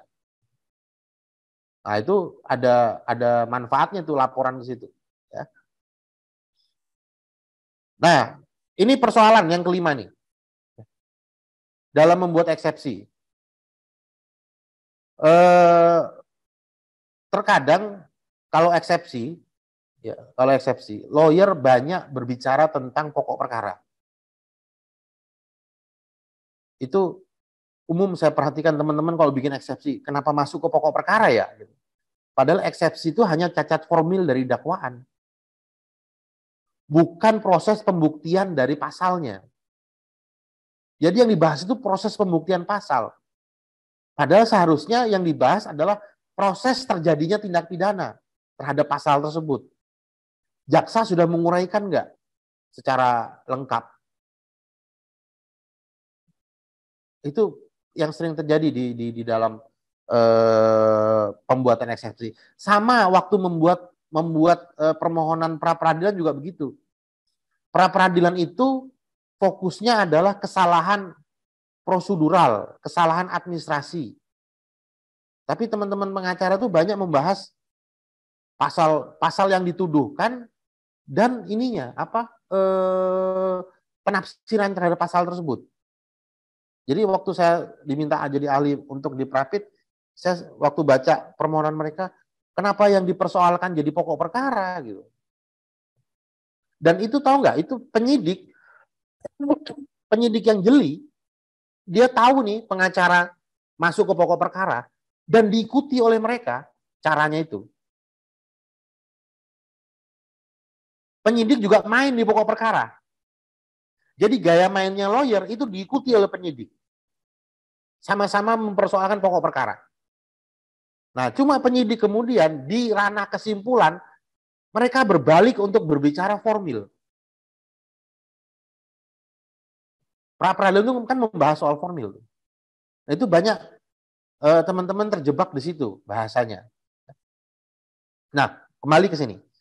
Maka yang perlu disampaikan, ya, kelemahan-kelemahan dakwaan itu ada tiga cara, ya.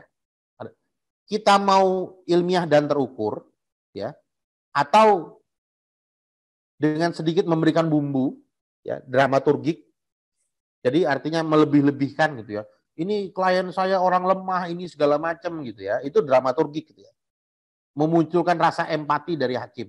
Karena semua hal yang kita lakukan dalam persidangan itu tujuannya cuma satu kok. Menggeser keyakinan hakim. Kenapa saya sebut menggeser keyakinan hakim? Karena 143 ayat 4 ketika jaksa itu melimpahkan perkara, yang terima duluan tuh hakim. Nah, dalam konteks ilmu bahasa, apa yang dibaca pertama itu yang nempel di kepala. Sehingga hakim itu lebih dulu membaca dakwaan. Lebih dulu membaca kronologis dibanding membaca pledoi kita. Sehingga apa yang ada di kepala hakim isinya adalah dakwaan. Makanya kan banyak tuh hakim-hakim ketika bertanya itu kok agak menggiring, agak negatif, agak ini gitu kan. Karena di dalam konteks ilmu bahasa dan ilmu psikologi, bahasa yang pertama dia peroleh itu akan membekas di kepalanya. Nah, dari mana saya tahu seperti itu? Karena saya juga mendalami filsafat bahasa, saya juga mendalami filsafat komunikasi, dan itu saya gunakan untuk nulis gitu. Oh, pantas hakim-hakim pada begini bertanyanya gitu. Nah, kemudian apa lagi? Kemudian ya melakukan kritik, dan ini agak agak berisiko jika apa yang Anda sampaikan tidak tertulis. Misalnya begini, saya mungkin karena saya terlalu banyak nonton film Amerika ya, tentang proses persidangan dan segala macamnya, sehingga saya itu sangat mengagumi pengacara-pengacara di common law yang bisa oral tanpa baca. Nah, akhirnya itu berpengaruh waktu saya jadi pengacara, itu eksepsi pledoi itu nggak pernah saya baca itu, tapi saya sampaikan secara oral.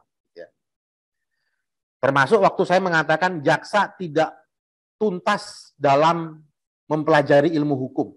Itu saya ditegur hakim. Pak pengacara, kalimat itu ada nggak dalam pledoi? Oh, ada yang mulia, halaman sekian. Tanya, ada nggak kalimat itu dalam ini? Ada, halaman sekian. Artinya apa? Ketika kita ingin melakukan suatu kritik tajam, usahakan itu ada dalam pledoi.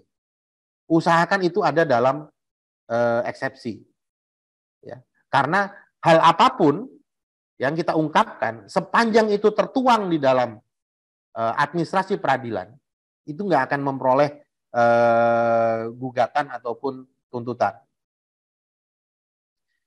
Keenam, ya, nah ini yang keenam ini ya, tolong banget ini, jangan sekali-kali setting saksi. Ya. Karena orang awam itu sangat takut masuk pengadilan. Orang awam. Ya.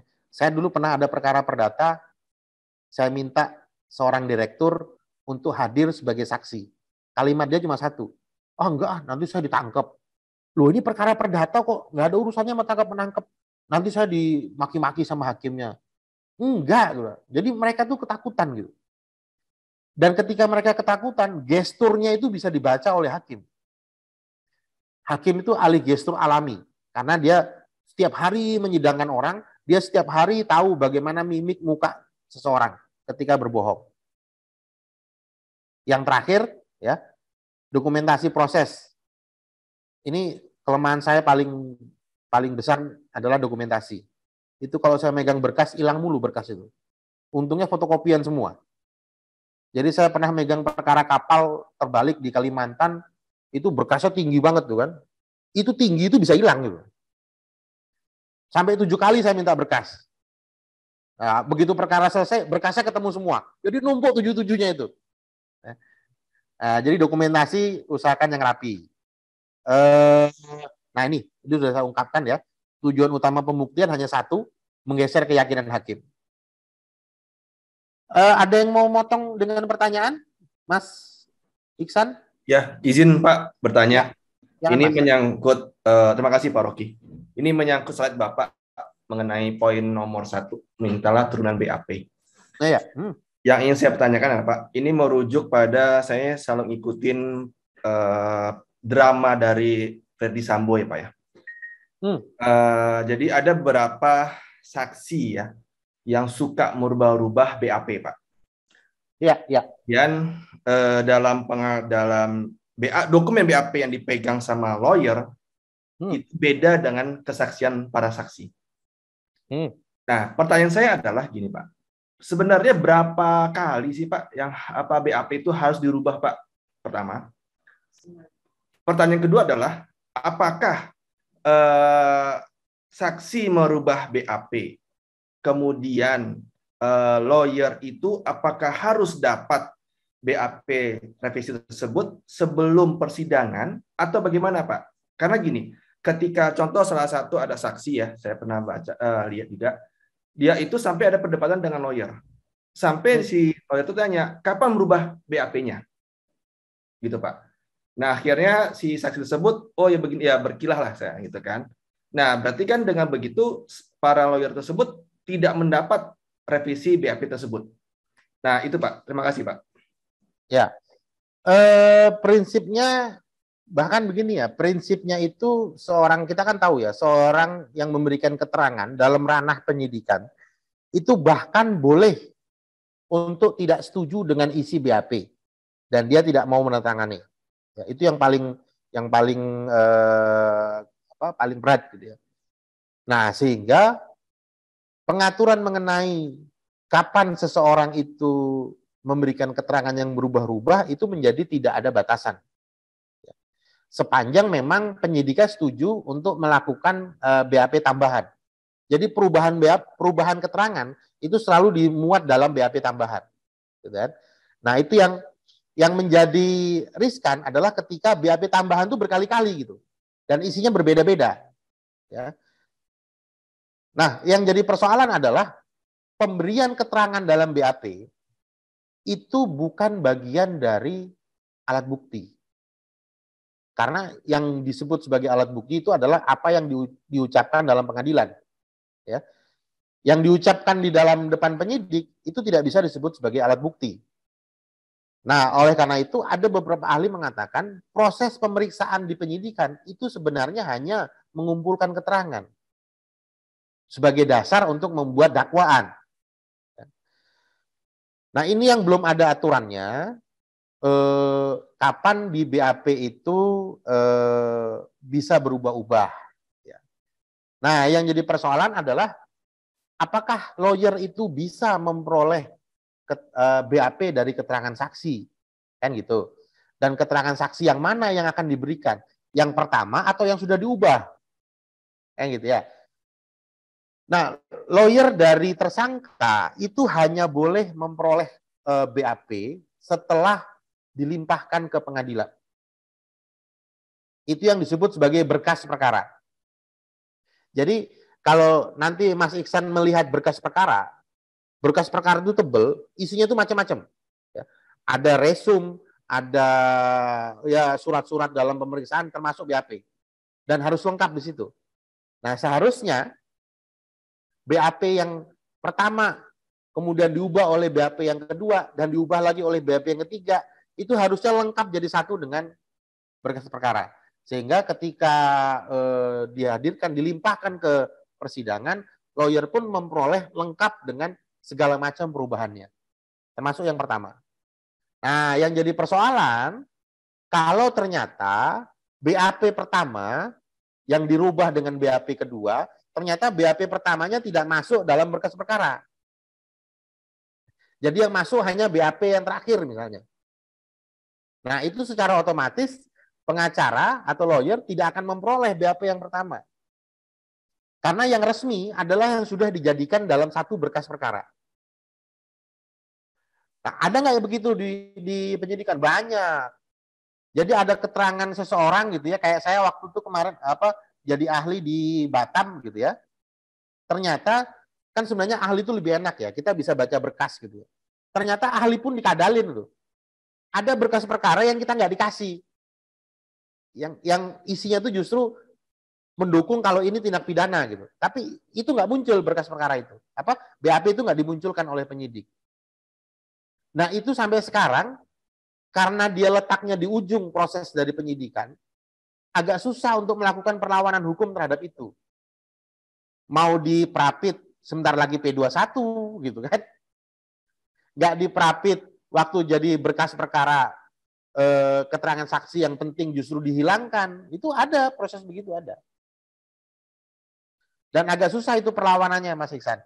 Ya bukan susah sih, hampir lebih kepada agak sia-sia gitu. Karena begitu kita prapit ternyata udah masuk pokok perkara, kan akhirnya gugur prapitnya. Nah itu jadi persoalan Mas, belum ada aturan soal itu. Tapi kalau ada peristiwa itu bisa juga itu di challenge ya dalam persidangan. Ya. Sepanjang Mas Iksan bisa meyakinkan hakim bahwa ada BAP yang dihilangkan gitu. Mungkin gitu Mas Iksan. Terima kasih Pak Rocky. Oke ya, saya masuk ke slide berikutnya, yaitu upaya hukum terhadap putusan tingkat pertama. Berarti kita ngomong daerah ranah banding. Anda harus paham betul bahwa banding itu artinya mengulang kembali proses dari awal sampai akhir, kecuali tatap muka. Ya. Jadi proses pengujian terhadap alat bukti itu diulang lagi di banding. Bahkan ada ahli hukum yang mengatakan termasuk memasukkan alat bukti baru. Nah ini dilemanya di sini. Kalau ternyata setelah putus tingkat pertama, gitu ya, setelah putus tingkat pertama, tahu-tahu muncul alat bukti baru. Yang alat bukti itu, ya, kalau dihadirkan di tingkat pertama, dia akan bebas. Tapi muncul setelah putusan. Maka Anda punya dua kemungkinan. Anda hadirkan dalam tingkat banding, atau Anda hadirkan dalam tingkat PK. Ya, saat PK dihadirkan. Nah itu yang kemudian perlu Anda pertimbangkan. Tapi di tingkat banding, Anda boleh memasukkan alat bukti baru. Ya. Karena memang banding itu padanannya adalah peradilan ulangan. Gitu. Nah ini sudah saya omongin. Nah, memori banding. Memori banding itu bukan syarat formil. Ya. Tapi saya anjurkan untuk dibuat. Kenapa? Hakim itu menerima perkara itu nggak cuma puluhan, tapi ratusan. Dan tebel-tebel. Makanya bikin memori banding gunanya apa? Agar hakim itu fokus. Ya, fokus Anda ini mau minta yang mana gitu. Jangan sampai hakim karena nggak ada memori banding, hakim akhirnya memeriksa ulang dari awal sendiri. Tapi kalau Anda buatkan memori banding, maka dia fokus pada kesalahan mana yang Anda tuju dari hakim di tingkat pertama. Nah, jika JPU tidak mengajukan memori banding, ya, jadi artinya ketika putus, ya, JPU banding, menyatakan banding, tapi tidak pakai memori banding, gitu ya. Nah, Anda jangan buat kontra memori banding, karena kontranya ke siapa, gitu. Kontra memori banding itu hanya ditujukan jika ada memori banding. Tapi kalau JPU menyatakan dalam persidangan kami banding, nah kita tungguin mereka bikin memori banding nggak. Kalau mereka nggak bikin memori banding, jangan bikin kontra memori banding. Tapi buru-buru juga menyatakan banding. Sehingga Anda lah yang buat memori bandingnya. Akhirnya nanti JPU yang akan buat kontra memori banding. Nah di praktek itu kadang-kadang dua-duanya menyatakan banding. Baik JPU maupun terdakwa. Kenapa? Karena upaya banding itu bukan masalah siapa yang menang, siapa yang kalah. Upaya banding itu diajukan bagi pihak yang merasa dirugikan. Jadi konsepnya itu merasa dirugikan, bukan pihak yang kalah, pihak yang menang. Nah itu konsep dasar dari upaya hukum. Kalau Anda nggak merasa dirugikan, ya nggak usah banding. Buat apa kalau nggak dirugikan banding gitu kan? Kemudian kasasi. Nah, ini kesalahan juga dari teman-teman pengacara. Ini banyak teman-teman hakim cerita sama saya. Ini proses kasasi tapi yang diomongi alat bukti gitu. Jangan pernah melakukan penafsiran ulang dengan alat bukti yang sudah ditafsirkan oleh hakim tingkat pertama dan tingkat banding. Ya. Tapi apa yang perlu kita lakukan? Fokus kepada 253. Apa yang diminta? Penerapan hukumnya sudah benar belum? Ya. Jangan bahas bagaimana hakim itu menafsirkan alat bukti, tapi penerapan hukumnya. Cara mengadilinya sudah benar. Kalau yang di atas nomor 1 itu tentang hukum material, yang nomor 2 ini tentang hukum acara. Cara mengadilinya sudah benar belum? Ya. Kemudian sudah ada pelampauan batas kewenangan enggak? Kayak misalnya kalau saya ya, kemarin putusan yang lawan KPU itu kan, perkaranya perkara perdata, tapi amar putusannya menunda pemilu. Wah, itu kan melampaui kewenangan. Nah, itu bisa tuh. Ya. Yang nomor 3 alasannya. Melampaui kewenangan dia. Ya, nah jadi dalam perkara yang sudah tingkat kasasi sudah ada limitasi, ya, limitasi rumusan masalah itu sudah ada limitasinya. Kalau Anda buat skripsi, buat tesis, sudah dibuatkan rumusan masalahnya, ya, oleh KUHAP. Nah, namun, gitu ya, ada undang-undang lain, Undang-Undang Mahkamah Agung. Dia mengatakan Mahkamah Agung tidak terikat dengan alasan-alasan diajukan pemohon kasasi. Jadi selain alasan-alasan yang ada, hakim itu bisa menggunakan alasan yang berbeda dengan apa yang dimohonkan. Nah, ini sebenarnya satu keuntungan nih, ya. Ya, tapi sekaligus juga satu kerugian kalau hakimnya kepentingannya sudah tergerus menjadi satu kerugian. Gitu. Oke, kemudian PK, ya. Kita perlu ingat ini PK ini saya ingat waktu perkaranya siapa lawyer yang ditangkap korupsi itu yang nyogok hakim di Petun Medan? Rasman. Oh, bukan. Lawyer senior kita. Oce, Pak. Oce Kaligis. Oce Kaligis itu mengajukan PK kedua. Saya ahli dari KPK untuk mengatakan PK kedua itu nggak boleh. KPK minta kepada saya untuk mengatakan bahwa PK kedua nggak boleh. Waktu ketemu dengan saya iyain aja. Oh ya, oke, setuju saya. Gitu kan? Nah, begitu hari hanya, saya ditanya oleh KPK. Saudara Ali, boleh nggak PK kedua? Saya jawab boleh. Gitu kan? Itu pucat mukanya KPK tuh. Karena saya bilang boleh. Boleh PK kedua. Dasarnya apa? Putusan Mahkamah Konstitusi. Diperbolehkan untuk mengajukan lebih dari satu kali. Cuma persoalannya hanya satu. Ya. Persoalan dari PK kedua itu belum ada hukum acaranya. Baru dinyatakan boleh. Tapi alasan PK kedua itu apakah sama dengan alasan PK pertama? Itu kan belum ada aturannya. Kalau PK pertama jelas alasannya ada. Ya, ada 6 alasannya. Di pasal 6667 Undang-Undang Kekuasaan Kehakiman itu ada. Nah, kalau PK kedua alasannya apa? Alasannya novum, sudah ada di PK pertama. Nah, PK kedua apa alasannya? Nah, itu yang belum ada hukum acaranya. MK hanya menerangkan memberikan jalur boleh 2 kali, lebih dari 1 kali. Tapi hukum acaranya belum ada. Artinya apa? Boleh, tapi nggak bisa dilaksanakan karena belum ada hukum acaranya. Ya, nah, PK hak terpidana dan ahli waris. Anda baca baik-baik di Undang-Undang Kejaksaan yang baru. Ya. Saya sih belum baca, tapi teman-teman mengatakan di situ ada hak jaksa untuk mengajukan PK. Yang sebenarnya sudah dibatalkan oleh Mahkamah Konstitusi. Ya. Nanti silakan dibaca Undang-Undang Kejaksaan yang baru. Saya belum meneliti sampai sejauh itu. Ya. Jadi PK hanya ditujukan kepada kekuatan putusan yang sudah berkekuatan hukum tetap. Ya, itu KUHAP. Tapi tadi kan saya lihat tuh saya kasih lihat kan Perma 4 2016 ya, di awal tadi. Perma 4 2016 itu tentang larangan peninjauan kembali terhadap putusan pra-peradilan. Padahal putusan pra-peradilan itu ketika dia sudah ingkrah, dia kan termasuk putusan yang berkekuatan hukum tetap. Harusnya bisa di PK. Tapi dimatikan oleh Mahkamah Agung. Nah, jadi Mahkamah Agung melalui Perma menganulir undang-undang. Nah, itu dahsyat Mahkamah Agung. Ya, ini sudah. Alasan PK ada di 263. Nah, ini alasan PK kan juga sudah dikasih tahu nih.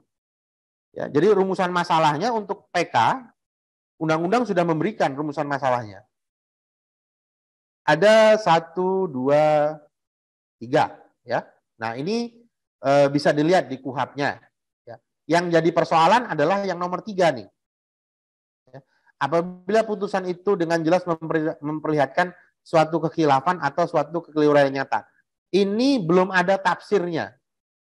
Ya. Kalau dilihat dari doktrin hukum pun belum ada yang buat.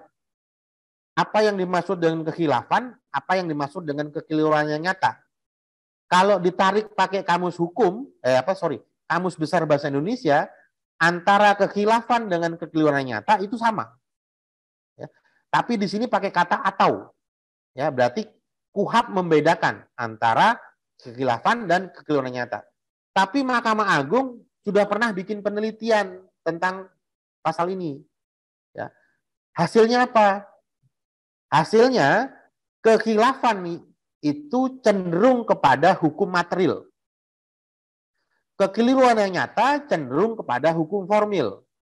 Jadi penelitian Mahkamah Agung menggunakan kata cenderung. Mereka juga nggak berani memastikan. Ya. Tapi itu ada penelitiannya di Mahkamah Agung. Bisa di-download. Kemudian ya ini standar lah. Ini bisa dipahami. Ya, oke. Habis materi kita. Silakan jika ada yang ingin bertanya.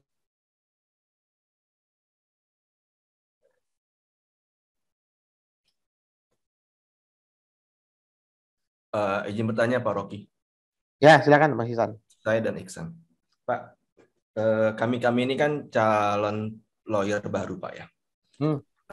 Pasti awam dengan praktek-praktek yang Bapak sebutkan tadi lah.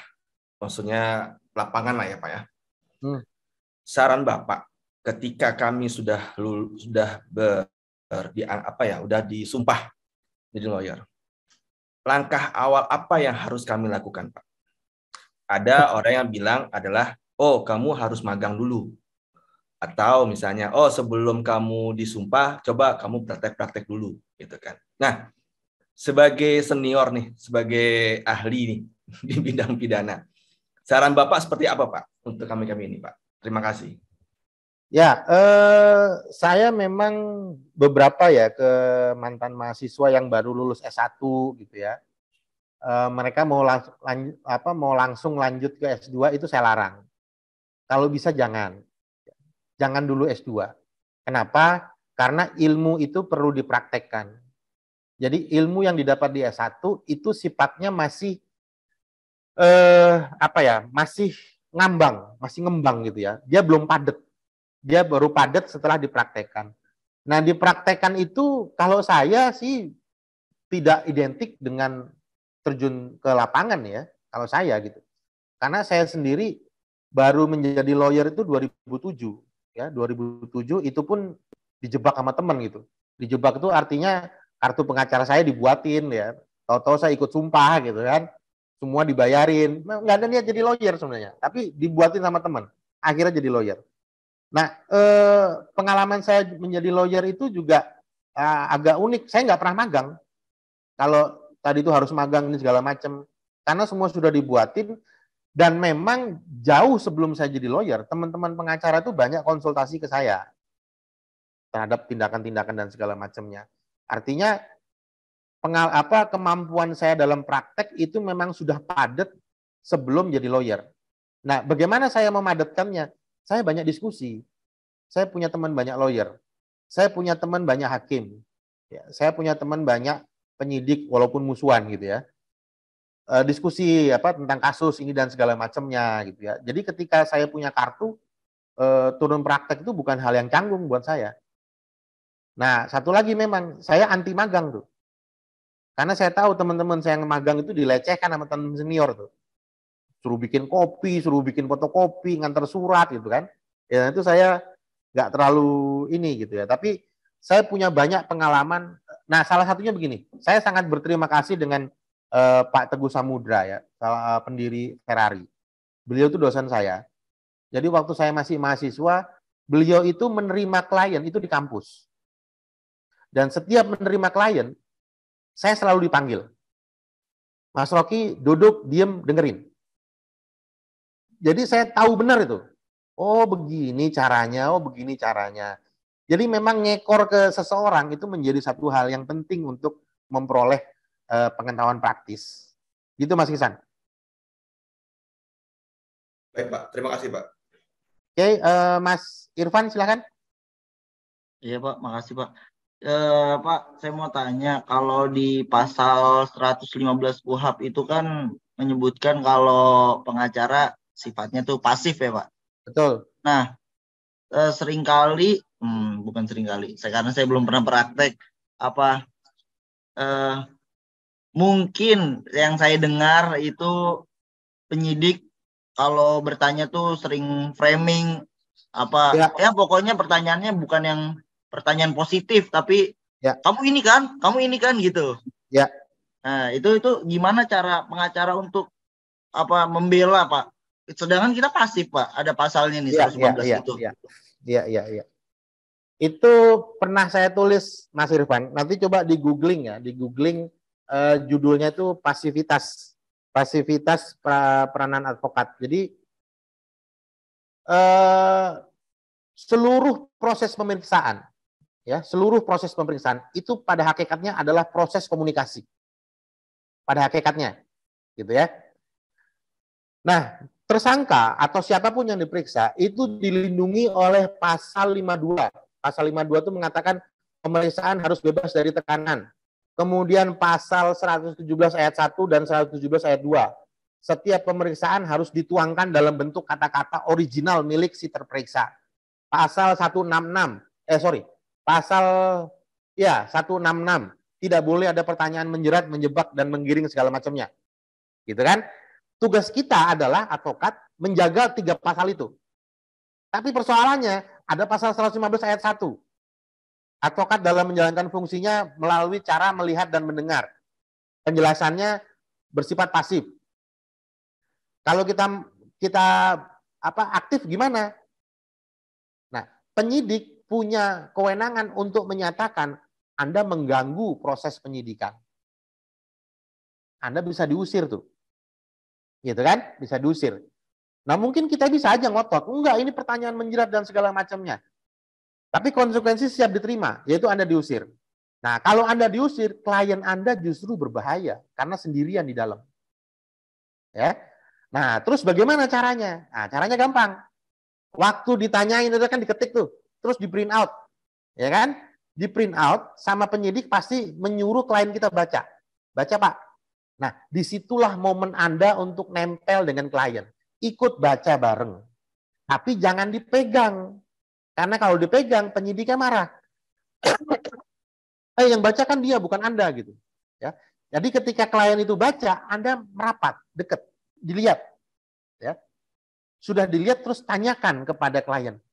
Emang itu tadi yang diomongin bahasanya? Ngomongnya ke klien, jangan ke penyidik. Ya. Ini saya harus ambil posisi, saya harus berasumsi bahwa Anda nggak akur dengan penyidik. Ya. Karena saya juga gitu, saya nggak pernah akur sama penyidik. Jadi Anda merapat ke klien, Anda lihat tulisannya, Anda baca bareng, gitu ya. Terus tanyakan kepada klien, apa benar bahasanya seperti itu jawabannya, gitu kan? Nanti klien juga nanya, Pak ini maksudnya apa kalimat ini, gitu. Kalimat itu maksudnya gini-gini, benar nggak Bapak ngomong kayak gitu? Oh enggak, kalau enggak coret aja. Nah yang coret jangan Anda, tapi klien yang coret. Nanti minta penyidik untuk robah, boleh itu hak. Kalau penyidik nggak mau robah, jangan mau tanda tangan BAP itu. Nah, jadi cara paling smoothnya begitu, ya. Kalau Anda komunikasi langsung ke penyidik, nyerang gitu ya. Oh ini salah, siap-siap diusir. Nah, kalau Anda diusir, klien Anda lebih rugi. Oke Pak, Begitu Mas Irfan. Terima kasih Pak. Ya, silakan Mas Benhard Sinaga. Ya, selamat siang Pak Rocky. Siang. Mohon maaf ini nggak bisa nyalain kamera karena lagi di perjalanan, Pak. Ya. Ini saya mau tanya Pak terkait misalnya dalam suatu contoh kejadian suatu perkara udah diputus tingkat pertama, Pak. Gitu kan, dengan putusan hakim kepada terdakwa itu 6 bulan pidana penjara, dikurangi masa potongan, begitu kan. Nah, dalam prosesnya ternyata selama 1 minggu itu penuntut umum menyatakan banding, Pak.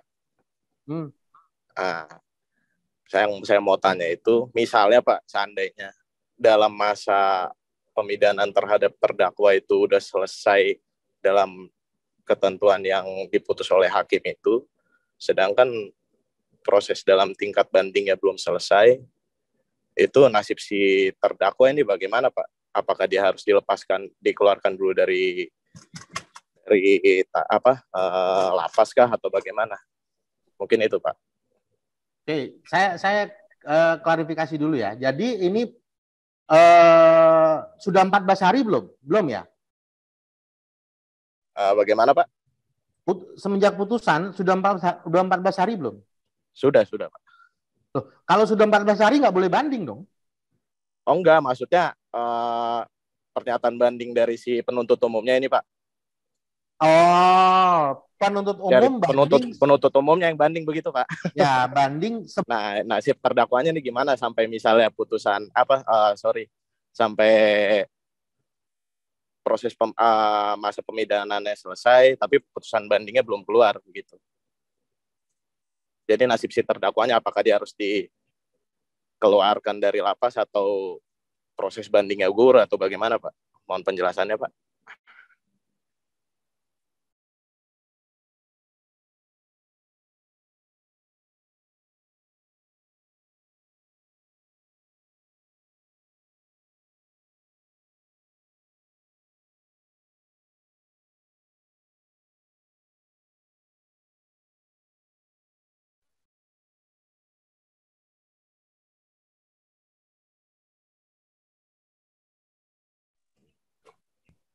Mohon maaf, Pak Rocky nggak ada suaranya ya? Pak Rocky kayaknya keluar ya. Hilang Pak Rocky. Hilang ya. Keputus kayak Pak Rocky. Halo? Halo? Iya Pak, sudah ada suaranya Pak. Udah ya, Pak. Ya? Udah muncul ya? Sudah Pak.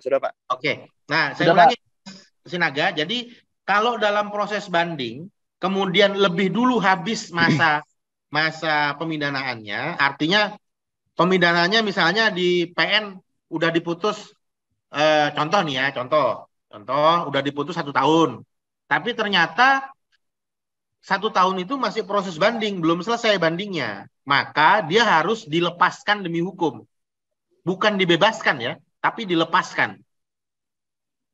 Itu beda makna itu. Kalau dilepaskan demi hukum itu artinya masa tahanannya atau masa pemindahannya udah habis. Tapi proses bandingnya masih berjalan. Itu Mas Benat. Oh iya siap. Mungkin kalau boleh dibantu jelaskan Pak terkait dasar hukumnya begitu, karena kebetulan lagi ada perkara seperti itu juga saya. Dasar hukumnya itu menggunakan logika penahanan, Mas. Jadi di dalam dasar hukum itu di KUHP belum ada, tapi logika yang dipakai adalah logika penahanan. Jangka waktu penahanan.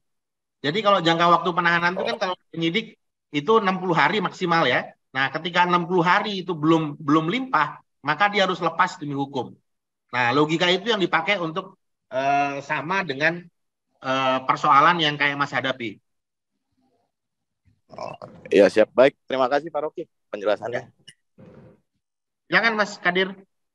Ya, izin bertanya Pak Rocky. Ya Mas. Iya Pak, kalau banyak Pak kasus-kasus misalnya di Kapolres atau di tingkat Polres lah Pak, misalnya kasus yang digantung oleh pihak penyidikan Pak. Nah, kita sebagai lawyer itu untuk mengeluarkan SP2 lead gimana Pak? Ini belum tentu belum tahap penyidikan Pak, masih dalam penyelidikan lah Pak. Yang paling mungkin adalah mengajukan permohonan gelar perkara khusus. Nah, itu prosesnya gimana Pak? Sorry, bukan gelar perkara khusus, gelar perkara. Tapi mengajukan, kalau misalnya di Polres, dia mengajukannya ke Kapolres, langsung ke Kapolres. Tapi biasanya, umumnya, itu nanti dari kasatnya, baru naik ke atas. Kalau langsung ke atas, biasanya tersinggung yang bawah. Oke. Kita udah coba Pak, dari mulai pihak Kapolresnya Pak, tapi mental terus gitu Pak. Apa langsung ke atas aja Pak? Kalau mental berarti ada dua itu, bisa ke Wasidik, bisa ke Propam. Kalau ke Irwasda Pak? Nggak ada giginya lah Irwasda. Oke. Ada giginya. Kalau ke Irwasda bukan pakem itu Pak ya, harus ke Propam berarti Pak. Dulu begitu ke Irwasda. Tapi semenjak ada Wasidik, yang begitu-begitu larinya ke Wasidik. Wasidik di tingkat Polda ada berarti Pak ya?